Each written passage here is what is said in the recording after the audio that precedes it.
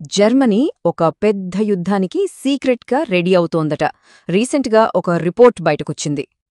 ఇప్పుడు జర్మనీ కొత్త డిఫెన్స్ ప్లాన్లో ఈ నంబరే కీలకం. ఇంతకీ ఏంటిది? దేశ సైన్యాన్ని భారీగా పెంచడానికి ఓ సీక్రెట్ ఆపరేషన్కి గ్రీన్ సిగ్నల్ ఇచ్చారట. దీని పేరే ఓ ప్లాన్ డ్యూచ్లాండ్. శత్రువు దాడి చెయ్యాలనే ఆలోచన కూడా రాకుండా చెయ్యడమే దీని లక్ష్యం. ప్లాన్ చాలా సింపుల్. నాటో మీద అటాక్ జరగ్గానే రష్యా బార్డర్కి సైన్యాన్ని పంపి దాడిని ఆపడం. సరే, ఇంత పెద్ద సైన్యం అవసరం అసలేమొచ్చింది? కారణమేంటో చూద్దాం. దీనికి కారణం రష్యానే. వాళ్ల ఉద్దేశ్యాలపై జర్మన్ ఫారిన్ మినిస్ట్రీ ఒక స్ట్రాంగ్ వార్నింగ్ ఇచ్చింది.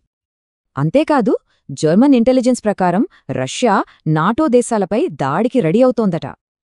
ఆ దాడి ఎప్పుడు జరగొచ్చో కూడా వాళ్లు అంచనా వేశారు.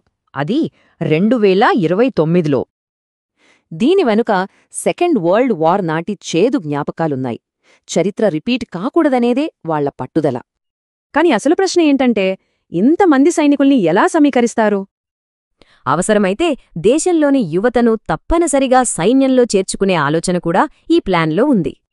అంటే ఇప్పుడున్న సైన్యాన్ని ఏకంగా 4 రెట్లకు పైగా పెంచాలన్నమాట. ఈ ప్రిపరేషన్స్ చూస్తుంటే ఒకటి మాత్రం క్లియర్గా అర్థమవుతోంది.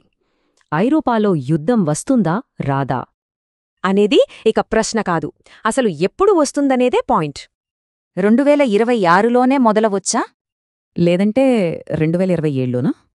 లేక జర్మనీ ఇంటెలిజెన్స్ చెప్పినట్టు 2029లోనా? ఇదొక పెద్ద ప్రశ్నను లేవనెత్తుతోంది. ఈ సన్నాహాలు యుద్ధాన్ని ఆపుతాయా లేక మరింత దగ్గర చేస్తాయా?